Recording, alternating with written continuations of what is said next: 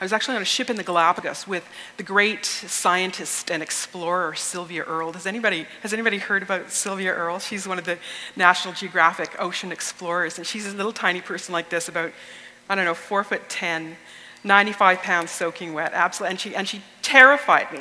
She's invented a whole bunch of the vessels that take you really, really deep in the ocean. She spent so much time in these vessels in the deep ocean that they call her deepness. So she was my bunkmate on this scientific expedition, and for a couple of days I couldn't even really have a conversation with her. I couldn't really speak to her. I was too intimidated. And one day she got really excited because there was a red tide, out on the ocean of where we were outside of, in the ocean by Galapagos. And she got all excited, and she went out and caught all these samples and collected them in these water bottles and put them in our bunk, in our room. And she got all excited because these were poisonous, and she was going to explore them, and it was a big story. So later on that day, without really thinking, I wandered down to our room and grabbed one of the water bottles and started quaffing it. My lips began to go numb, my tongue started to swell, and I thought to myself, I think I'm going to actually have to have a conversation with this woman now.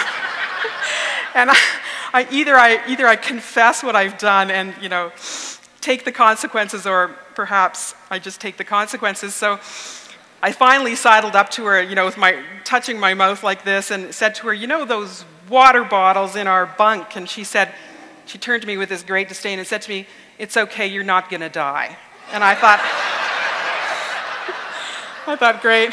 So so I got to talk to her a little bit after that. Things thawed between us after the event, and I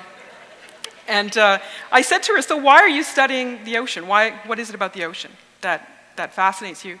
And she said, "Well, I'm a biologist." And I said, "Well, yeah, but my dad was a biologist, and he studied the pronghorn antelope on the Canadian prairie. Why are you looking at these creatures in the ocean?" And she said, again, flipping this little tiny body toward me like this, she says to me, "Well, my dear, because the ocean is where the life is." And for me, the penny dropped. It was one of these epiphanies that happened. There were several during the writing of this book. And I thought to myself, I had never understood how the ocean worked. I simply had never understood it.